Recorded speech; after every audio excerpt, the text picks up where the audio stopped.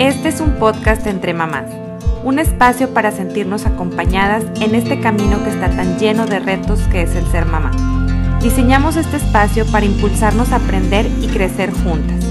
Si estás aquí es porque seguramente compartimos el mismo propósito, que es formar para trascender a través de nuestros hijos. Yo soy Sofía, mamá de 2 adolescentes, y te doy la bienvenida a este nuestro espacio.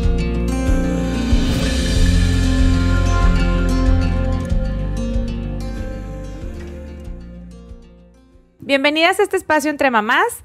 Hoy vamos a tocar un tema importante, más frecuente y común de lo que quisiéramos, pero tenemos que empezar a conocerlo y saber cómo llevar ciertas actividades o algunos tips que nos pueda regalar la invitada del día de hoy para poder abordarlo con un poco más de eficiencia y detectar esas oportunidades que tenemos con nuestros hijos para que podamos tranquilizar y llevar este proceso con ellos de una manera mucho más sana. El día de hoy tengo de invitada a Irma Rickman Garza, quien es psicóloga clínica y con especialidad en psicoterapia clínica y hospitalaria. Tiene estudios relacionados a apego, parentalidad y psicotrauma.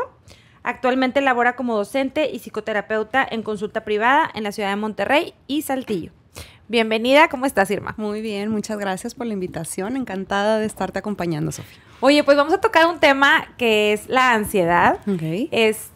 Dentro de el espectro de temas que tenemos hoy en día, es un tema que se ha vuelto más cotidiano, más frecuente y más común de lo que nos gustaría. Claro. Pero quiero platicar contigo y que la gente te vaya conociendo y que me cuentes un poquito de quién fue Irma en su adolescencia. ¿Quién fue Irma en su adolescencia?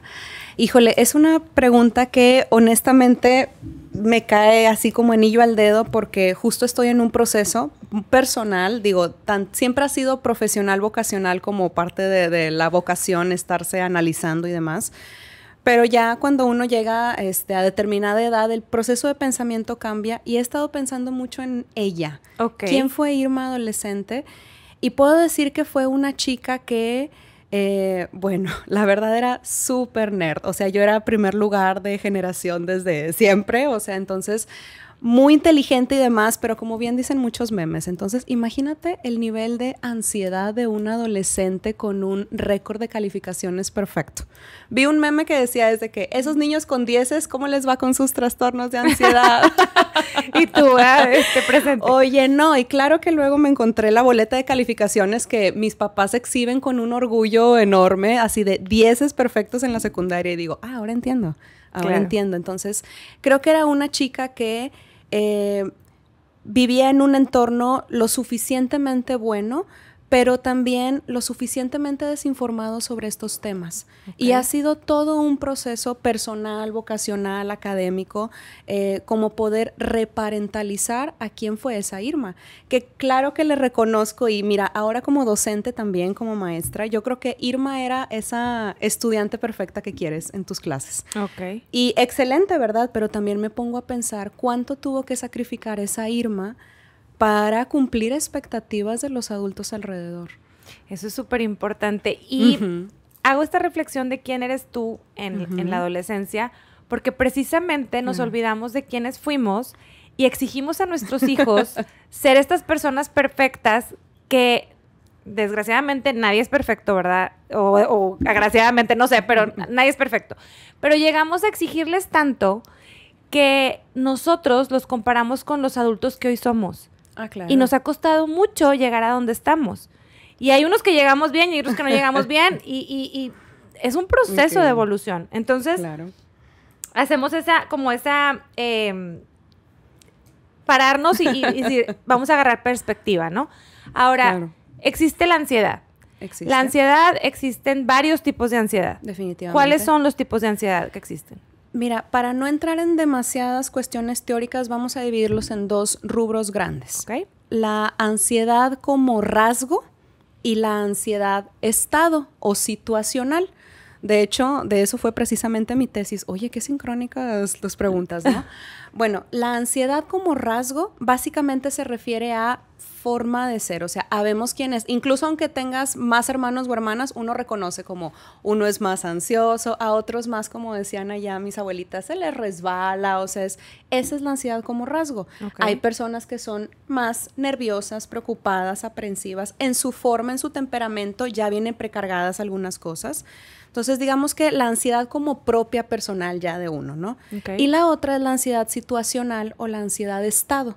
Exactamente lo mismo, el nombre ya cada quien depende del autor, ¿no? Y esa es la ansiedad, por ejemplo, de, híjole, mañana voy a presentar mi examen profesional. Okay. Mañana, y voy a hacer un viaje súper importante, voy a tener un evento que me genera nervios, entonces esa es la ansiedad, del momento. Ok. Obviamente, los estudios han estado documentando cómo, evidentemente, una persona con ansiedad como rasgo más elevada ante situaciones particulares se eleva aún más. O sea, es como darle a alguien ansioso, aprensivo en su momento de crisis un expreso doble, ¿verdad? Sí, claro. No. O alguien con alta presión, darle el expreso. Exactamente, ¿no? Entonces, pero hay que entender porque la ansiedad ha sido un tema muy debate, muy... inmediatamente, por ejemplo, si yo te digo, a ver, quiero que vamos a hacer un pequeño juego de un instante. Las primeras 3 palabras que vengan a tu mente cuando yo diga ansiedad, dímela, Sofi. Ansiedad. Enfermedad. Enfermedad, las voy a apuntar. Ajá. Desequilibrio. Desequilibrio, ajá. Y miedo. Miedo, ok. Y tienes toda la razón. O sea, si tú lo piensas como criterio clínico, si tú buscas en el DSM, el Manual Diagnóstico y Estadístico, los trastornos del espectro de ansiedad implican pues una sensación de desequilibrio, de miedo, de incluso terror, culpa, vergüenza. O sea, la ansiedad la hemos siempre ligado a algo negativo. Uh-huh. Se entiende, o sea, no podemos negar lo evidente, pero también la ansiedad es evolutiva. Claro, la que te ayuda a mantenerte vivo. Exactamente. Entonces, imagínate si nuestro ancestro Pedro Picapiedra se ponía a lo mejor en modo muy zen, a observar las nubes, la mariposita. Se lo comía el cavernícola. Sí. Exactamente, ¿no? Entonces, la ansiedad es un elemento evolutivo que está ahí para cuidarme. Ok. Voy a repetirlo. La ansiedad está ahí para cuidarme. Hasta ahí. Entonces, creo que la invitación que quisiera hacer hablando de este tema no es a romantizarla, porque creo que eso es una cultura del masoquismo, que luego hablaremos de ese tema, sobre todo en lo que platicábamos ahorita, de cómo nuestro género a veces está muy llenado y muy imbuido en la cultura del masoquismo, ¿verdad? Okay. No voy hacia allá. Más bien, hay que pensar en la ansiedad como una mensajera. Ok. O sea, la ansiedad, así como toda emoción, sensación, no son ni buenas ni malas. Uno le va a poner esa etiqueta dependiendo de si te conviene o no te conviene experimentarla en el momento o tus valores y lo que has aprendido.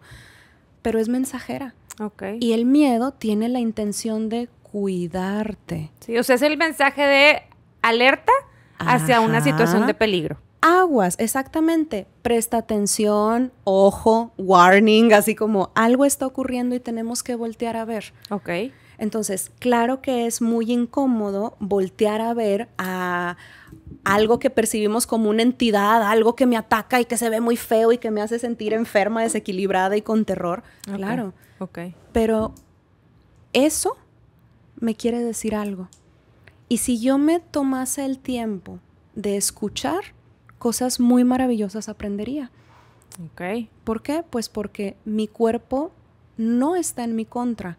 Así como el cuerpo tiene estos mecanismos naturales para poder equilibrarse, o sea, si ahorita salimos y volteamos directo al sol, pues natural y automáticamente vamos a lagrimear, cerrar los ojos. Si ahorita nos prenden la calefacción, vamos a empezar a sudar. Bueno, así como este cuerpo físico tiene estas respuestas naturales y automáticas, yo no las pienso.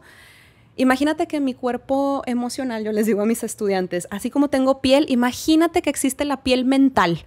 O sea, claro, entonces, que es algo que me protege de... Exacto, entonces tu piel emocional, tu piel mental, también te está avisando, o sea, tiene sus mecanismos automáticos para poder regularte, y uno de ellos es este. Ahora, escuchamos estos ataques de ansiedad. la ansiedad, como bien dices, es algo que me avisa, es algo que me detona la alerta de que algo mal está pasando. Puede ser algo en mi cuerpo o puede ser algo que yo me imagino que estoy sufriendo algún tipo de, claro, puede ser real, peligro. Puede ser imaginario. Así es. Y también, o sea, cuando digo real, imaginado, también hay que pensar, también puede ser reactivo. Ok, sobre alguna situación en donde a lo mejor no está sucediendo, pero yo estoy condicionado a eso, ¿no? A eso voy. Si yo salgo y veo directo al sol, en reacción mis ojos se cierran y lagrimean. Bueno, si yo estoy quizás, que por desgracia, y la pandemia vino a poner esto también mucho de manifiesto cuando las familias se obligaron a encerrarse y a toparse todo el tiempo ahí, sí. Pues también muchos de estos desequilibrios son en respuestas a entornos o ambientes. Nuestro sistema nervioso evolutivamente tiene la ansiedad para avisarme y protegerme, pero también se ha forjado de tal manera en la que mi sistema nervioso requiere otros sistemas nerviosos para poder corregularse. Claro. Entonces, también estos ataques y esto, o sea, obviamente yo no promuevo los síntomas, hay que bajar los síntomas, a veces es necesario tomar algunas medidas, ¿verdad? Farmacológicas, psicoterapéuticas, claro, Sí. definitivamente, ¿no? Pero, insisto, hay que darle una voz distinta a la ansiedad. De hecho, me da risa ahorita no, siempre digo me da risa y no me da risa, sino que es una muletilla que tengo, pero... No, y entre que muletilla y entre sí. que también, si te fijas, es parte de lo que nos hemos obligado a hacer sí. con nuestra angustia. Mejor ríete. Y como cultura mexicana eso nos caracteriza. pero O sea, me ríete causa de lo que nos... por ejemplo, ahorita que decías tú esto de las nuevas cosas que adquirimos en pandemia en cuanto al tema de ansiedad, cuando alguien tose, no sé si te pasa que, por ejemplo, ahorita estás en un lugar cerrado y alguien tose, por ejemplo, en un avión, en un transporte o lo que sea, y volteas a verlo así como si hubiera hecho algo gravísimo. Claro. Porque estamos condicionados a que eso estaba muy mal hace un poco tiempo, ¿verdad? Pues Entonces, es que todos como colectivo estamos experimentando los síntomas de estrés postraumático. Esos son flashbacks, angustia automática, que vuelvo, son respuestas que yo no pienso. Y ese enojo, ese rabia, o sea, son respuestas de mi piel emocional, de mi piel mental, ante algo que ya viví como terrible. Claro. O sea, la ansiedad tiene la función de evitar que en mi futuro me vuelva a pasar algo que, ojo, ya me pasó. Claro. Algo que Ahora, ya me pasó. ¿cuándo se vuelve esto peligroso? Sobre todo en las edades de nuestros hijos, que es en la preadolescencia y en la adolescencia. Ok. Un texto que les voy a recomendar y que honestamente está medio oldie, ¿verdad? La autora se llama Arminda Averasturi, se llama El síndrome normal de la adolescencia. Y es un nombre paradójico porque cuando escuchamos la palabra síndrome, ¿qué viene a tu mente, Sofía? Pues que es algo como una enfermedad. Exactamente, pero escucha el nombre, el síndrome normal de la adolescencia. Lo que debes esperar para la adolescencia. Quiere decir que la adolescencia es un proceso de transición y en toda transición es normal que haya ciertos desequilibrios y desregulaciones. Okay. Les recomiendo también, o sea, el síndrome normal de la adolescencia, haz de cuenta que nos pone 10 puntos de todas aquellas cosas que son normales y esperadas, pues en la adolescencia, y que es importante que tengamos memoria. Lo que decías ahorita es, ¿quién fue ese papá o esa mamá, ese tío, esa tía, ese maestro, esa maestra, ese terapeuta? O sea, ¿quién fue esa persona en su adolescencia? Va a ser sumamente definitorio para ver cómo ahora paternas o maternas, real o simbólicamente, a ese adolescente que tienes enfrente. Okay. Entonces, por eso es tan importante lo que estamos haciendo hoy en día nosotras mamás. Exacto. Lo que estás haciendo con este podcast y todas las personas que nos escuchan es ejercitar algo que a ver si lo hablamos más adelante dentro de esta plática, que se llaman competencias reflexivas. Okay. O sea, es fundamental que aparte de #Franco de Vita, o sea, ¿te acuerdas de la rola de no basta? Pues no es que no basta solo con lo instrumental y lo formativo. Claro. O sea, sí es importante la casa, techo, vestido, etcétera, pero ya hay más que suficiente evidencia científica que no basta todo eso si no está lo otro, que es la capacidad de los padres o madres de vincular y de reflexionar. Y para poder vincular, tengo que reflexionar en cómo me fue, porque yo voy a relacionarme a cómo se relacionaron conmigo. Es que fue lo que aprendí. Exactamente, pero si yo no tengo la capacidad de mentalizar o reflexionar en quién fui, solo voy a estar replicando patrones automáticos aprendidos.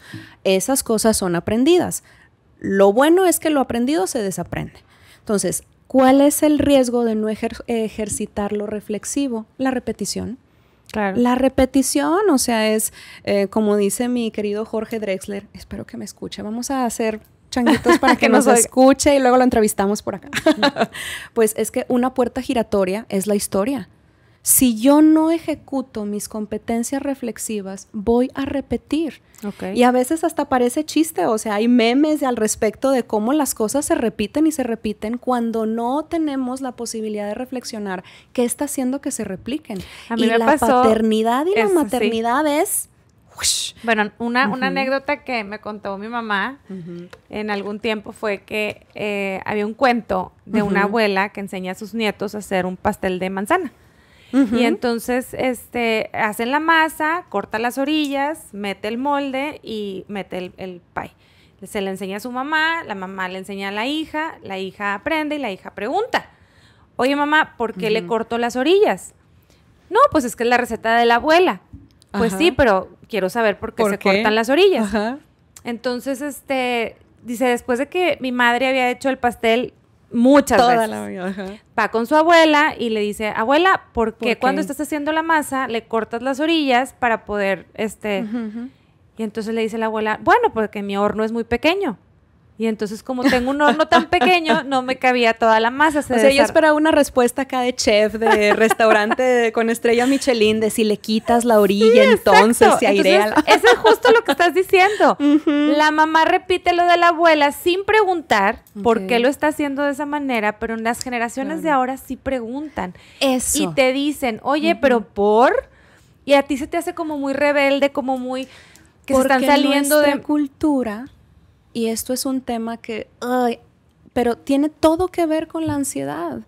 Nuestra cultura es una cultura, y fíjate, esto te platico la anécdota. Yo me formé en un diplomado con algunos maestros y precisamente en parentalidad, apego y demás. Y llega el maestro, el facilitador, y imagínate que estamos así en una sala y ya vemos psiquiatras, psicoterapeutas, psiquiatras, psicólogos, psicopedagogos, o sea, todos acá, ¿sabes? Expertos, sí. Todos acá en materia, ¿no? Y bueno, pues era el facilitador y la presentación, o sea, cómo abre su presentación es... porque aparte es sudamericano, ¿no? Entonces, todos somos hijos del maltrato. Y todos nos quedamos como, cri, what? Sí. Somos hijos del maltrato. Yo no estoy diciendo que eso no quiera decir que no recibimos buenos tratos. Para que estemos aquí y que afortunadamente estemos aquí y estemos ejercitando las competencias reflexivas, quiere decir que hubo más buenos tratos por encima de los malos. Pero si ahora nos ponemos muy objetivos y tipificantes, está más que demostrado cómo esas prácticas legitimadas socialmente por nuestros antecesores tienen un efecto en lo emocional y en lo neurofisiológico. Es más, en lo neurofisiológico, y esta es la rama, en lo psiconeuroinmunoendocrinológico. Válgame Dios, eso sí estuvo muy complicado. Ahí te va, mira, ya me equivoqué. Yo siempre me siento como en la película de Mary Poppins. Supercalifragilísticoespialidoso. Exactamente, la psiconeuroinmunoendocrinología. Ok. Si en algún momento alguien te dice, a ver, demuéstrame que están conectados el cuerpo y la mente, dile psiconeuroinmunoendocrinología. Tal cual. O sea, escuchemos el nombre. Los nombres y las palabras son fundamentales. Lo psicológico implica en los procesos neurológicos cerebrales, que también va a tener un impacto en los procesos protectores del cuerpo, lo inmuno y lo endocrino, que son hormonas y que están altamente ligadas a los procesos afectivos emocionales y de salud. Entonces, claro, está más que documentado cómo esas prácticas sociales bien intencionadas, mira, yo me ha quedado muy claro en el tiempo que llevo de hacer esto, solamente en mi proceso de ser terapeuta he visto, yo creo que en realidad alrededor de unas 3 veces, porque no se te olvidan, papás o mamás que dices no quieren a sus hijos. Claro. Que de verdad uno dice, quítenselos, o sea, Ajá. aléjenlos. Y ya estamos hablando de cuestiones muy traumáticas, muy brutales. Yo siempre digo que existe trauma con T grande y trauma con T chiquita. Trauma con T grande subrayado en negritas y espantoso, ¿no? Pero por lo general, incluso esa mamá que le rompió el palo de la escoba al hijo o hija, incluso ese papá que grita, que hace una u otra cosa que ahorita entendemos que está incluso, y estoy hablando en realidad, tipificado. En el 2014 se lanza esta iniciativa de ley que creo que incluso ya en el 2020 en pandemia ya se acepta como un delito. El pellizco, la nalgada, la patada, o sea, todo eso que nuestra generación... Que antes era como la manera de educar. Exactamente. O sea, hasta los maestros antes les metían claro, el reglazo y yo el recuerdo borradorazo. que había fama de una de mis maestras, que afortunadamente nunca me tocó, de otro salón que aventaba borradores y no sé qué más. O sea, y lo contamos con gracia porque lo mejor que podemos hacer con nuestros mecanismos de defensa es reírnos, aprender a ser tolerable lo intolerable. Okay. Pero cuando un sistema aprende a ser tolerable lo intolerable, es que esos mecanismos comportamentales están colapsados. Okay. Entonces, vamos a pensar en la normalización que se tiene de estas prácticas, de dónde venimos y qué tan, aparte de lo biológico evolutivo, qué tanto van a tener su correlación con que la maternidad, la paternidad también generen mucha ansiedad. Porque esta generación es la que se dio cuenta de todos los desmanes ocasionados por esos tratos. O sea, somos una generación, por eso los millennials también tenemos nuestras cosas, ¿verdad? Porque somos una generación parteaguas. Ok. Que es la que empieza a cuestionar y a decir, o sea, hemos por acá. Claro, ahorita como que todas esas situaciones que nosotros veíamos normal, ahora habemos muchos papás, es que siempre me quiero incluir, aunque algunas cosas no las hago yo, pero bueno, hablando por la audiencia, en donde pues yo crecí bien, a mí me fue bien, Claro. Me dieron 2, 3 nalgadas y aquí estoy. Claro, como dices tú, con tus traumas que ya traerás, ¿verdad? Ahora, los papás hacemos lo mejor que podamos. Lo mejor que podemos, claro. Pero si nos damos cuenta que nosotros ponemos esas expectativas en nuestros hijos, creo que, y si mal no, a ver, tú me corriges, Sí. la expectativa que tú tienes sobre tus hijos y sobre lo que ellos van haciendo en el camino, les genera ansiedad a los chavos. Pues, Cuéntame cómo impacta eso. La expectativa, mira, lo que pasa es que ojalá nos quede claro que, y por eso las maternidades y paternidades han de ser deseadas, ¿ok?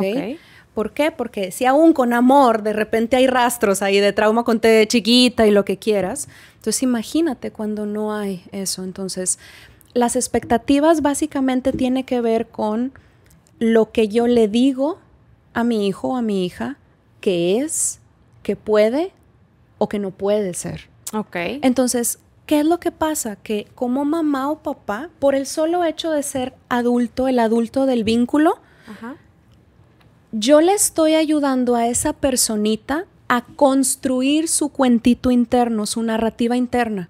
Ese cuentito que si tú lo piensas, todos llevamos. Cuando me pediste, a ver, es un pequeño cuentito de quién eres.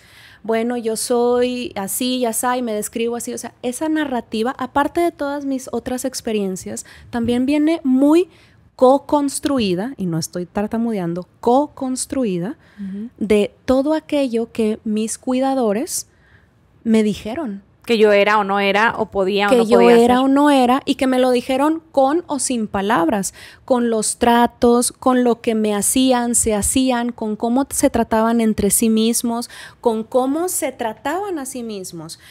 Algo que a veces platicamos mucho es uno de los grandes traumas con T chiquita, que a quienes nos fue mayormente bien y que podemos asegurar que nuestros padres nos aman con su alma y su corazón, y que aún así como quiera le trastabillaron, pues es, por ejemplo, la relación con el trabajo. Sí, ¿sabes? de que ahí vas, trabaja y no tienes vida porque tienes que cumplir con el trabajo. Que luego yo digo, imagínense, o sea, cómo se colapsaron también muchos de los mecanismos comportamentales millennials, de los que, bueno, en su momento éramos niños de esa generación, que luego hasta pudimos generar una especie de síndrome de Estocolmo con el trabajo. O sea, terminamos ahí dándole vueltas a lo que nos quitó quizás la presencia y la consistencia, la constancia de nuestros padres. Entonces, lo que nuestros padres nos dicen, se hacen, porque los estamos viendo y nuestros hijos nos están viendo, pues eso genera ese cuentito que dirige la vida y cómo la llevo. Entonces, es la primera vez, me quedé trabada, es la primera vez que escucho esto de los millennials y tienes toda la razón. Sí. O sea, realmente es una reacción, porque mucha gente escucho en el ambiente laboral que se queja de cómo los millennials se enfrentan el trabajo. Y es una reacción a como lo que ellos fueron percibiendo cuando fueron creciendo. Claro. O sea, los millennials estamos divididos a veces, yo creo que en esos grandes rubros, y quizá otras generaciones, ¿verdad? Hablo por ella, porque a ella pertenezco, donde podemos estar en este rubro de yo no quiero que a otros les pase lo que a mí me pasó y quiero romper la cadena, hemos aquí, o a mí me pasó también al otro. Si a mí me pasó al otro, ¿qué? Si yo lo aguanté, ¿porque el otro no?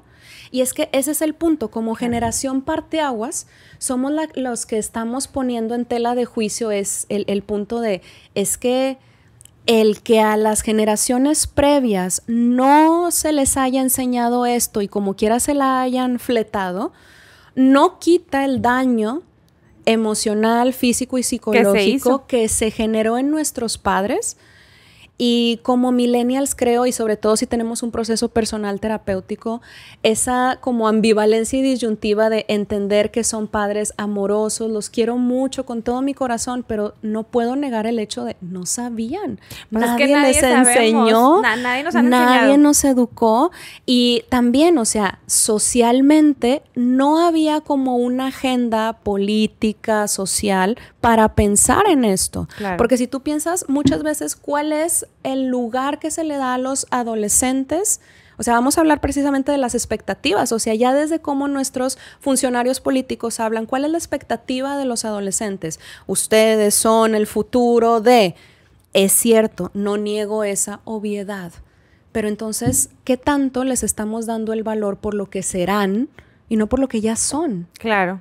Entonces, ya desde ahí, al no poder verle por quién es, entonces yo estoy siendo incapaz de, sí es cierto, o sea, mi hijo, mi hija, compartimos a lo mejor código genético, crianza, apellido, lo que quieras, pero es una persona separada a mí. Y si yo no tengo ejecutadas estas competencias reflexivas, voy a querer, desde mi buena intención quizás, controlarle a que se ajuste. A lo que yo quiero que sea. Como quizás en algún momento así nos pudimos haber sentido por nuestros padres que tenían la mejor de las intenciones. No, o es lo que aprendimos. O sea, realmente venimos grabados con ese esquema del pay, te digo, del pay cortándole las orillas. Exacto. Ahora, o sea, es que así se hacía, así ha de ser. Ahorita, por ejemplo, después de pandemia, este tema de la ansiedad surgió o brotó como se agravó, espuma. Claro.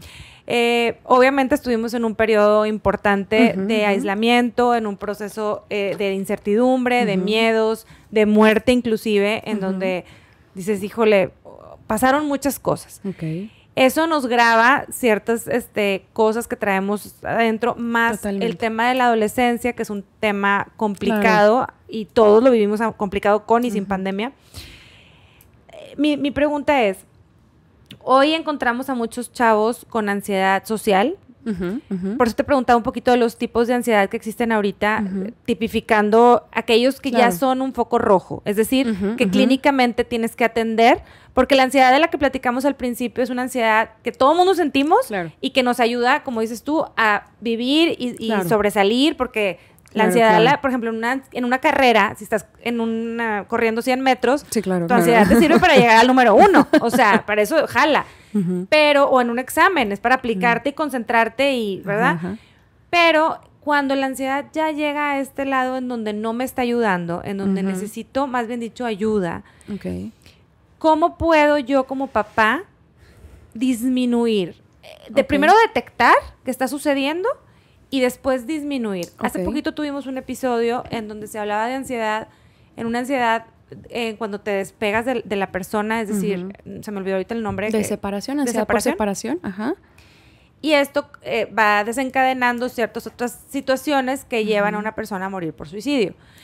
Entonces, dentro de la comunidad de Building a Crack empezaron muchas dudas relacionadas a eso y nos preguntan, oye, a ver, ¿qué pasa cuando o cómo detecto que ya es una ansiedad que necesita ayuda, que necesita algo adicional a lo que normalmente podemos nosotros hacer en casa? Claro. Se me ocurren varias formas como de pensarlo, intentando ser como lo más clara posible. Creo que pensaría así desde esta palabra gigante que te di, desde la psiconeuroinmunoendocrino. Cuando ya tenemos una afectación en varias áreas. Okay. O sea, cuando ya vemos que hay afectación desde o sea, primero, sistema nervioso central, o sea, hay una afectación a nivel sueño, hay cambios importantes a nivel hambre, también a nivel quizá líbido, a nivel motivación. Okay. O sea, primero vamos a pensar como de manera muy práctica, a lo mejor, quizá me escucho un tanto fría, pero vamos a pensar como en la maquinaria. Okay. O sea, la maquinaria está presentando datos a nivel sueño, hambre, líbido, motivación, que están llamando mi atención sobremanera y que están generando una baja en la calidad de vida. Okay. ¿Okay?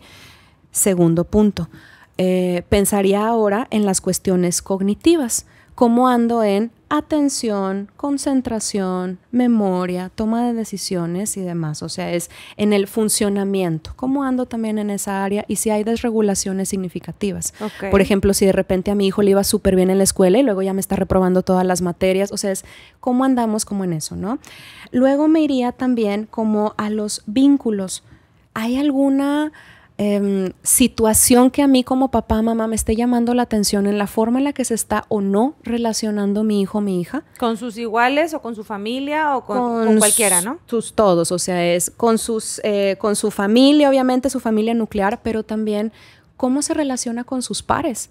Porque biológicamente hablando, la adolescencia es ese momento donde vuelvo, o sea, el cerebro está, imagínate que es un proceso paradójico simultáneo, o sea, están ocurriendo podas neuronales, se está, digamos, como literal podando ciertas áreas, ciertas funciones, pero también están creciendo otras, hay neuroplasticidad, o sea, está ocurriendo, es como si ahorita está el jardinero podando y el otro sembrando al mismo tiempo, o sea, entonces esa complejidad obviamente va a implicar cierta crisis que yo voy a ver en las manifestaciones del adolescente. Entonces, sí, tengo que prestar a estos y me dirán, bueno, pues es que es normal que un adolescente duerma mucho, coma mucho, claro, pero vengo aquí a algo y cito a Fernando Savater, es un filósofo español que dice, bueno, es que amar es un esfuerzo por comprender.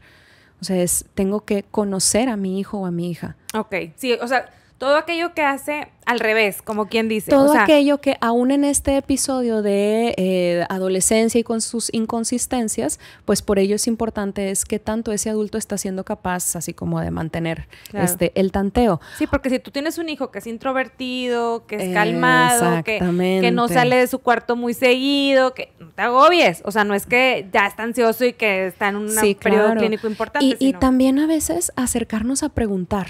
Okay. Como que a veces una de las demandas de la cultura del maltrato puestas sobre la crianza es como si por ser el adulto tuvieses que saber absolutamente todo. ¿Y no? O como si tuvieras que leerle la mente y es, a ver, porque yo sé que suena como a veces medio raro, pero a veces no se le pregunta. Okay. Oye, estoy viendo esto, o sea, es poder verbalizar. El rol del adulto finalmente va a ser poder ponerle un nombre y traducir lo que el otro, por todos estos procesos paradójicos, no está pudiendo poner en nombre. Pero mira, te decía, biológicamente hablando, imagínate que el cerebro del adolescente dice, ya tengo caracteres sexuales secundarios, a.k.a., o sea, quiere decir que entonces ya puedo ser papá o mamá, entonces ya soy grande, ya soy adulto. ¿Qué quiere decir eso? Que él o ella, papá o mamá, ya no lo necesito. Deja tú que ya no lo necesite, claro que lo necesito, o sea, ya se me van a ir. Si yo ya soy un adulto que ya puede procrear, entonces quiere decir, o sea, el cerebro dice, ya podemos ser papás, entonces ellos son así como, ya viejitos se te van a ir, búscate un grupo, tienes que buscar un grupo porque nuestro sistema nervioso humano es un sistema social. Okay. Necesitamos de otros para poder construir la arquitectura cerebral. Por eso es que para un adolescente, es fundamental, importantísimo el grupo. Pertenecer a un grupo. El grupo. ¿Y qué pasó con la pandemia? Sí. Exactamente, entonces imagínate, o sea, era un cerebro que biológicamente estaba diciéndole, busca grupalidad, date hora, o sea, necesitamos, porque biológicamente hablando ya estamos en un proceso donde ya eres grande, que luego lo vemos con mucha ternura También nosotros lo vivimos, nos sentimos muy grandes, pero luego por unas ¿Te cosas das cuenta no, que ¿verdad? no? Sí.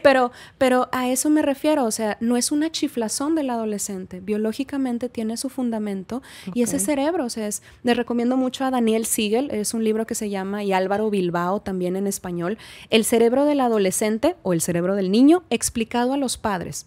Porque vuelvo, el proceso fundamental es que yo no puedo, o mira, te lo pregunto, a ver, Sofi, ¿tú amas a mi abuelita? No la conozco. Exacto. No la conoces. No puedes amar a alguien que no conoces.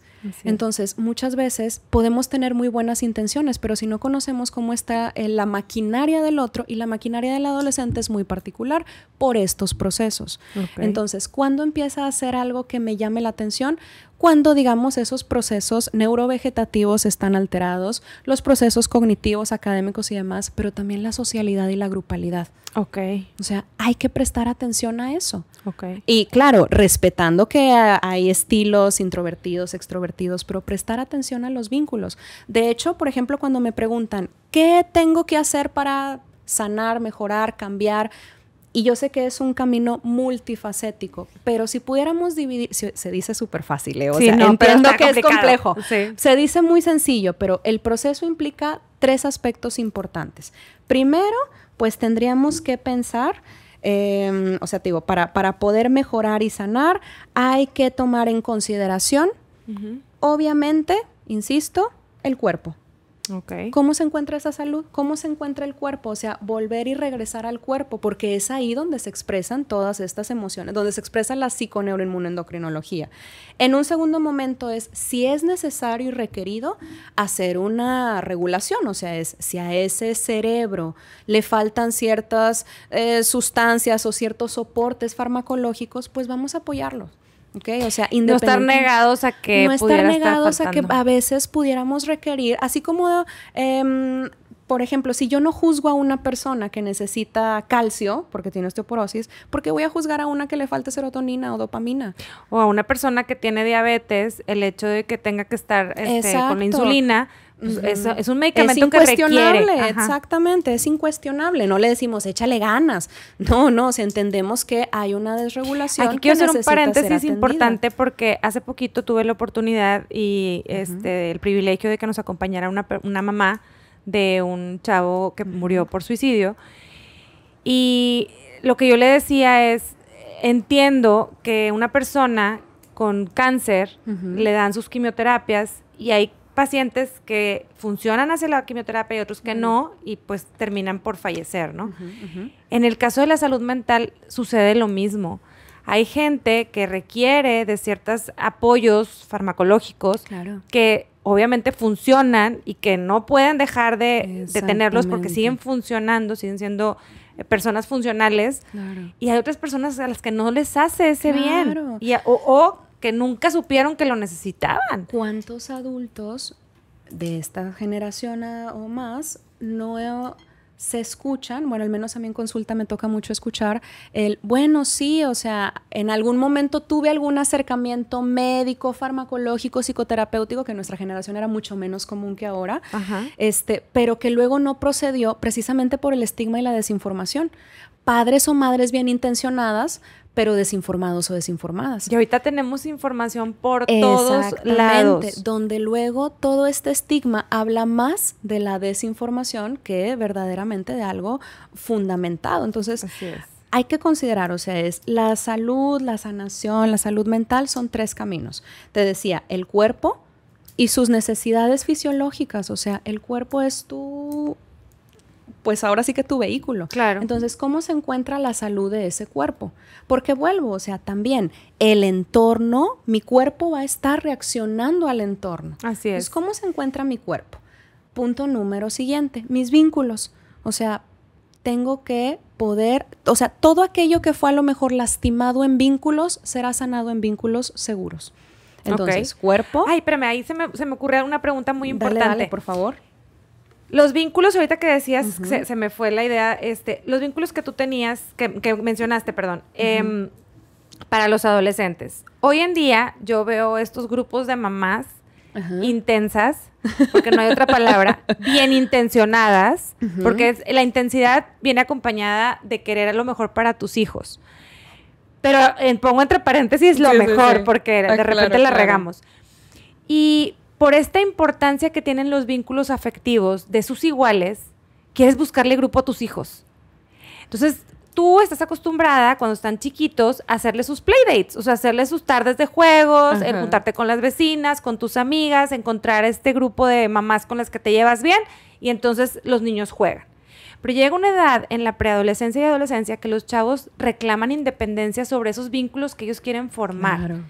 Y entonces volvemos a las expectativas. Es que yo quiero que se lleve con la hija de mi mejor amiga o el hijo de mi mejor amiga. O el del vecino que le queda aquí cruzando la cuadra. Pero tu hijo no quiere, no se lleva bien con él, se molestan, o lo que tú quieras. ¿Qué pasa con esos vínculos? ¿Cómo debemos dejar a nuestros hijos vivir esos vínculos? ¿Y a partir de qué edad? Ok, bueno, creo que finalmente aquí, sé que siempre digo que cuando nos preguntan algo a los psicólogos decimos, depende. Y, sí, depende. Depende, insisto, o sea, del tipo de vínculo y si a lo mejor como mamá o papá tú ves una explícita y evidente peligrosidad, pues a veces vas a tener que hacer una intercesión, una intervención independientemente de que a tu hijo le guste, o sea, no le guste, hablemos ¿verdad? de que es una mala influencia porque trae un comportamiento muy malo para tu hijo. Pero yo digo en los normales. Vínculos, digamos, suficientemente buenos, ¿ok? Bueno, pues es que ahí volvemos, o sea, es entender precisamente para ello es la adolescencia. La adolescencia es precisamente este espacio, en este síndrome normal de la adolescencia habla de esto, este espacio necesario transicional para convertirse en a lo mejor una persona que ya tome su proceso, sus decisiones, o sea, es un proceso de forjar identidad. Entonces, por eso el adolescente se va a ver en la necesidad de encontrar dónde se siente a gusto, donde se siente cómodo o cómoda, lo suficientemente cómodo o cómoda. Y es que es medio paradójico porque a veces hay mamás que dicen, es que ¿por qué se comporta así conmigo si yo la verdad le quiero y crío en función de buenos tratos? Y insisto, no estoy promoviendo ni la permisividad ni el silencio ante las malas respuestas o demás, pero es que un adolescente se va a mal comportar con quien sienta seguridad, con quien sienta confianza. Sí, está forjando su carácter, está forjando su identidad. Entonces, ¿con quién lo puede practicar este tipo de cosas? Ahora, a mí alguna vez me dijeron, si tus hijos son estas personas que te cuestionan, que te dicen que no, que lo hiciste lo suficientemente bien. Así es. ¿Por qué? Porque el cuestionar es precisamente una de las funciones fundamentales del apego seguro. Así es. ¿Qué es lo que pasa con esta cultura del maltrato que hablaba mi maestro? Bueno, ¿cuál es el valor principal de la cultura del maltrato, de nuestra cultura de la educación tradicional? La obediencia. Y voy a poner un tema muy creepy, me parece que me salgo, pero no me salgo tanto. Los depredadores, abusadores, pedófilos, pederastas, ¿qué niños prefieren? ¿Los obedientes? Exactamente. O sea, es cuando el valor fundamental es la obediencia, el controlar conductas. O sea, sí, la violencia y el maltrato de que funcionan para inhibir conductas que no quiero, pero también funcionan para luego dejar lastres a nivel neurofisiológico. Claro. Entonces, tengo que ser capaz de ejecutar mis funciones reflexivas y yo no digo que no moleste la cara que pone el hijo cuando te voltean los ojos, el que te arremedan, o sea, claro que sí, pero ahí es donde se pone, digamos, como sobre la mesa la necesidad, porque es una necesidad del cuidador de modelar cómo enfrentar eso.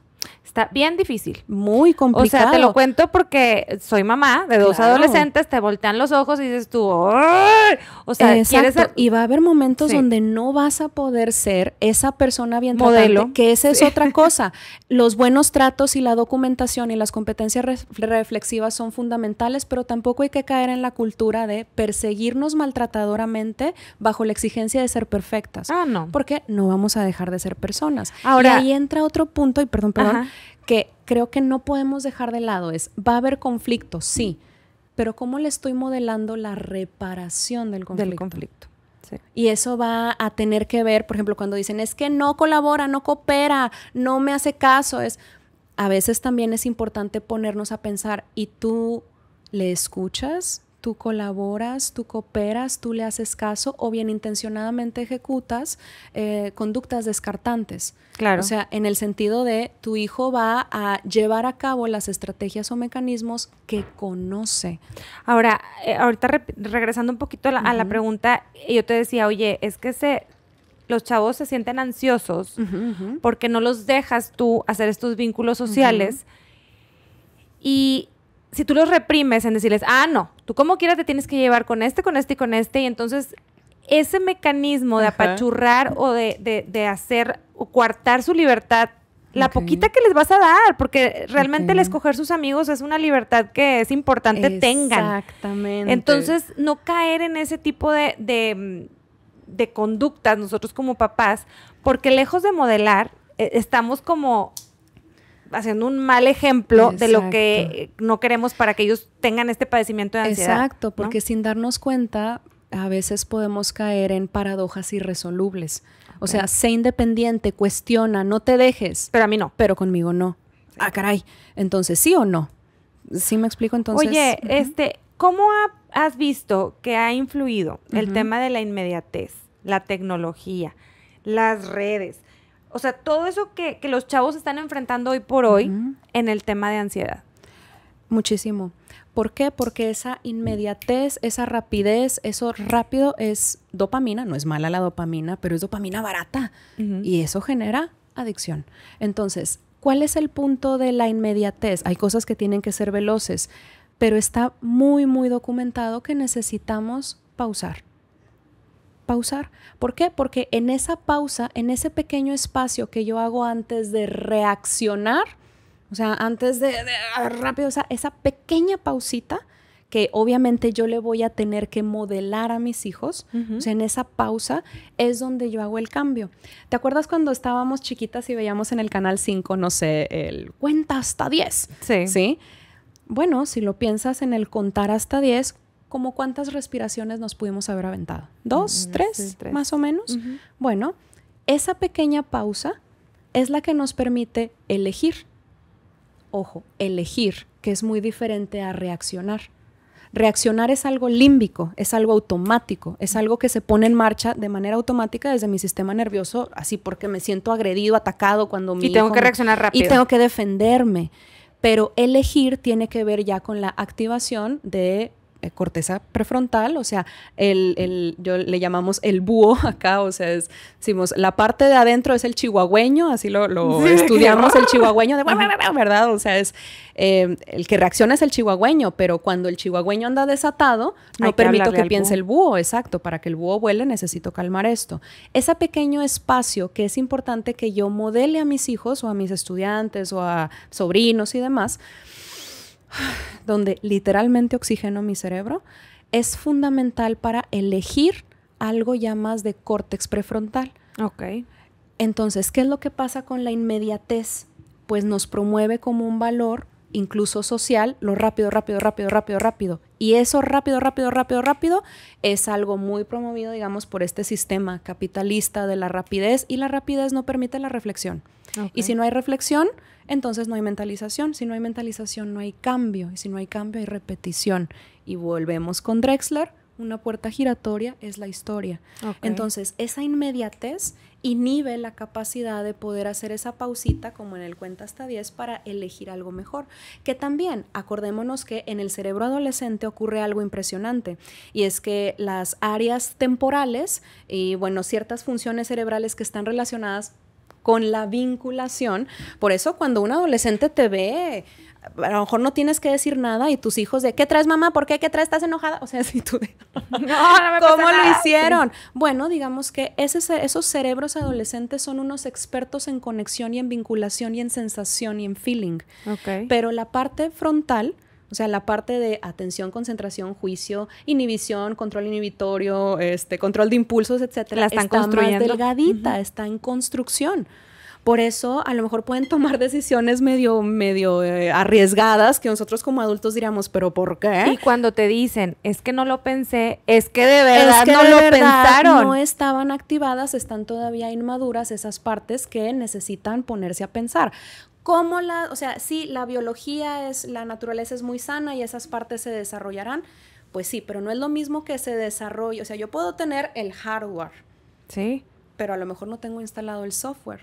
No, y la bronca es esa, que El nosotros software, ahorita tenemos exacto. en la mente del adolescente que no está desarrollada completamente, que los impulsos están a todo lo que da, que la inmediatez exacto. y la tecnología se la pones en la mano, pues obviamente no va a tener un resultado bueno, ¿verdad? ¿Y quién pone el software a ese sistema operativo del hijo o la hija? ¿Quién le instala los comandos? Pues nosotros.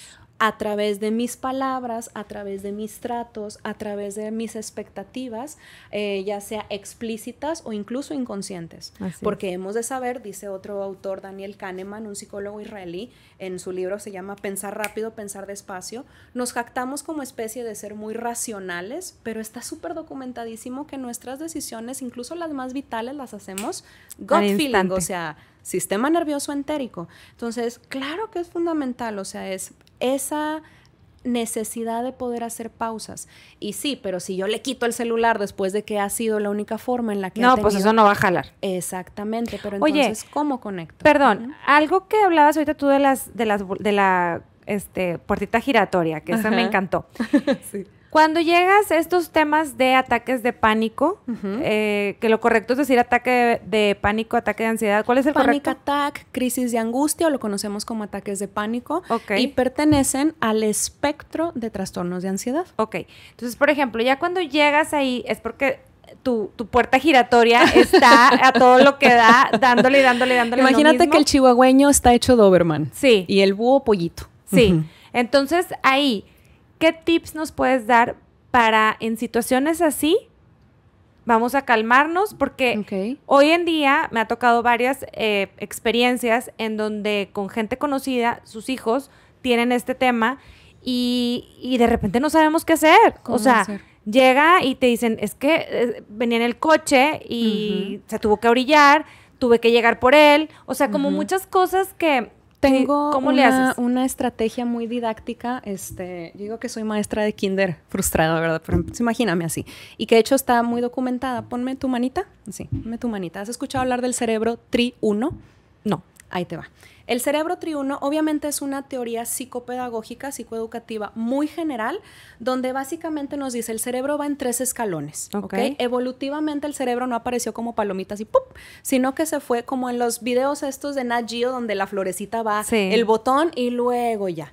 Bueno, evolutivamente hablando, como se fue forjando este cerebro, fue como por niveles o por escalones. Ok. Donde el primer escalón, imagínate que es aquí tu muñeca. Ok. Tu muñeca es la base de tu mano. Sin tu muñeca no estaría sostenida, ¿verdad? Tu mano. Entonces, imagínate que tu muñeca representa a la base, que lo conocemos como cerebro reptiliano o cerebro reptil. Acá nosotros le decimos la lagartija, ¿ok? Bueno, la lagartija del cerebro es aquella ¿qué solemos decir de los reptiles? ¿Que son fríos? Que son de sangre fría, ¿verdad? Como cuestiones meramente instintivas y de supervivencia. La lagartija del cerebro, que tiene que ver con...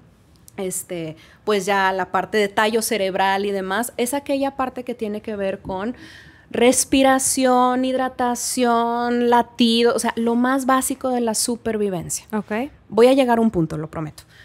Ahora, ponme... Yo quiero el tip, ya, rápido. Sí, ahí te va. Ponme así como un 4 con tu manita. Imagínate que aquí donde está tu dedito gordo, aquí es sistema límbico. Okay. Sistema, porque es un sistema del cerebro, un subsistema, pues, que está compuesto por ciertas estructuras. Yo de cariño le digo el ciclocentro del cerebro. Entonces, ahí en el ciclocentro del cerebro tienes 2 áreas importantes, las que tienen que ver con memoria y alarma, ansiedad. ¿Ok?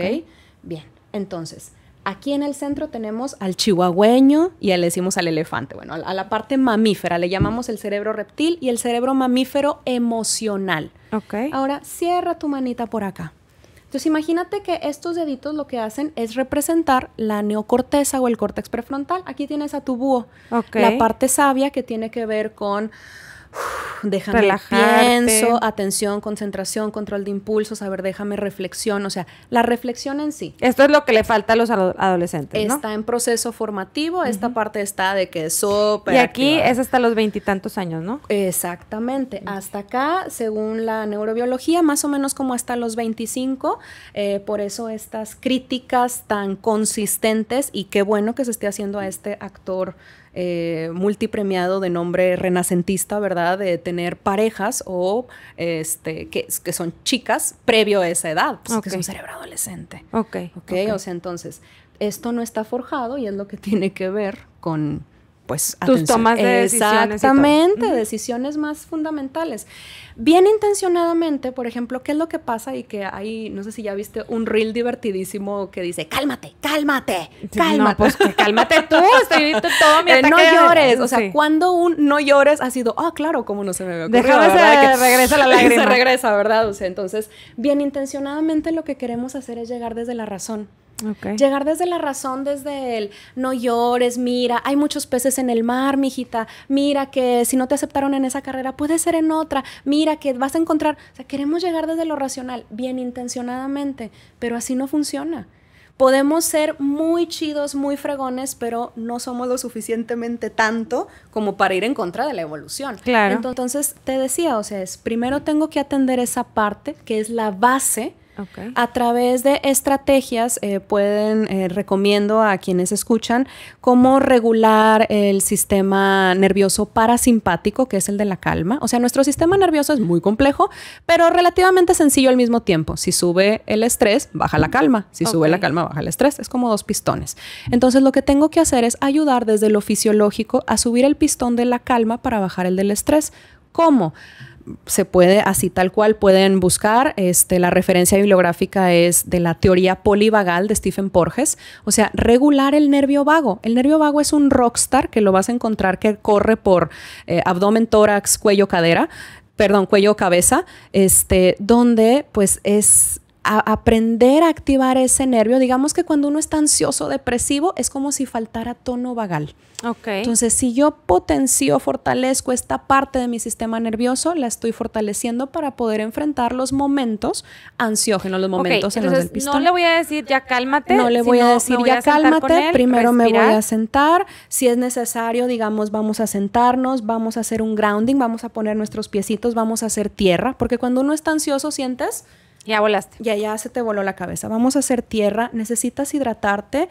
Si es posible, comer algo, por ejemplo. Hablaban del hielo.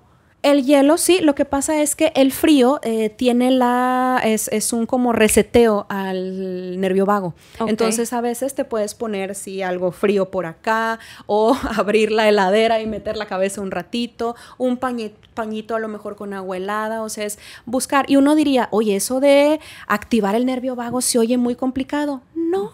Activar el nervio vago puede ser desde hacer un momento de ejercicio fuerte, hasta hacer grounding, hasta respirar, cantar, tararear. O sea, todas esas son activaciones vagales. Entonces, primero, calmo a mi reptil. Tengo que ayudarle a calmar el reptil, ¿ok? Luego, ya paso a la parte emocional. Cuando uno está desregulado, desequilibrado, con miedo, con angustia, ¿qué necesitamos? No necesitamos que nos digan qué hacer. Necesitamos que estén ahí y que me ayuden a lo mejor afirmando mi sistema nervioso para que me pueda calmar. Entonces, una vez que ya regulo un poco la lagartija, ahora sí, aquí estoy. El cerebro emocional, el cerebro chihuahueño, pues esa parte límbica, necesita de palabras lindas, palabras de afirmación. No quiere decir negar, no quiere decir no pasa nada, sino es aquí estoy. Esto también pasará. Estoy aquí para ti. Dime cómo necesitas que te ayude. O incluso a veces el solo estar. Y yo siempre digo, el ritmo del buen trato es valseado, ¿ok? No es ya, sino como shh, shh, shh, shh. Sí, un abracito tranquilo. Curiosamente, ese tono y el penduleo, el movimiento pendular, también activa el nervio vago, por ejemplo. Okay. Luego entraremos en esas pláticas más profundas, sí, que está interesantísimo. Y luego, ahora sí, después de eso, ahora sí ya podemos pensar juntos. ¿cómo podemos solucionar esto? ¿Qué se te ocurre a ti? Creo que, mira, yo pienso en esto, ¿tú qué piensas? Que a veces el tema con la adolescencia es que como están reafirmando su autoridad y su independencia, eso también pone en riesgo a quienes venimos de estas culturas de la obediencia, pues nuestra propia sensación de seguridad. Claro. Entonces, también es importante, por eso insisto en la reflexión.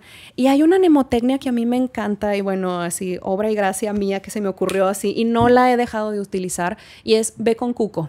Ve con cuco y tómate una coca. Ahí te va. O sea, es ve con cuco, es curiosidad compasiva. Ok. Ve con curiosidad compasiva. ¿Por qué? Porque la cultura tradicional no leía, etiquetaba la desregulación como es chiflado, es mañoso, quiere llamar la atención. Pues claro que un hijo adolescente va a querer llamar la atención porque es su manera de generar conexión, porque es un ser humano cuyo sistema nervioso requiere a otros seres humanos. Claro. O sea, entonces, ir con cuco es, ve con curiosidad compasiva, implicaría, en vez de etiquetar, me quiere fregar, me quiere cuestionar, o está en mi contra, o está chiflado, es, ¿qué estará ocurriendo como para que ese sistema nervioso tenga que recurrir a inserte conducta disruptiva por aquí? Ok, ahora, el adolescente es naturalmente disruptivo.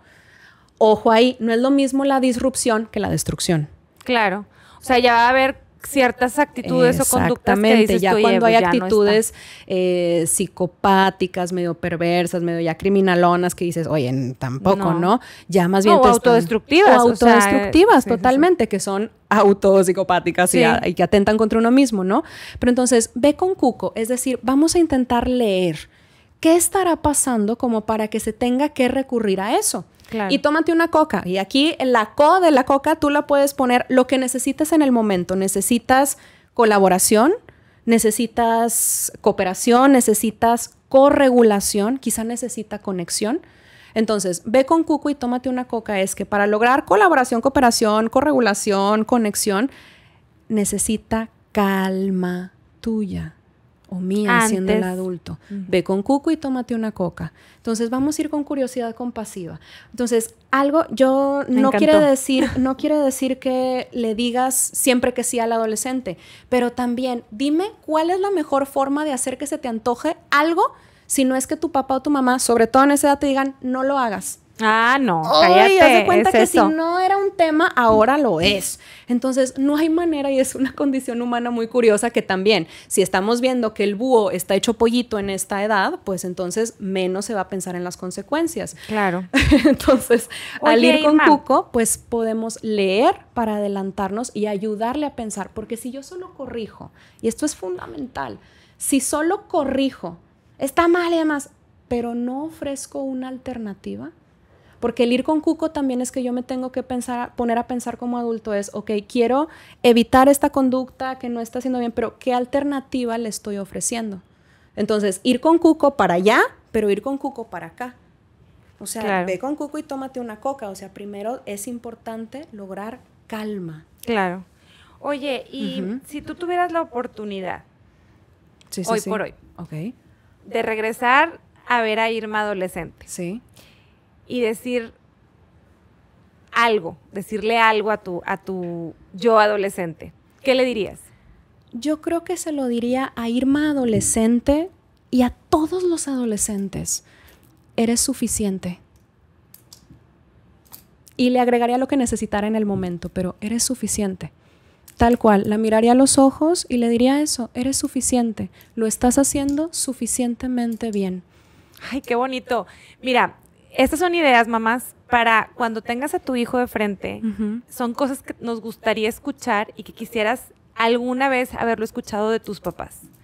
El hecho de que tú llegues con tus hijos y le digas, eres suficiente, es algo que se le va a grabar para siempre y que es algo con lo que creo va a enfrentar los retos de la vida de otra forma. Claro.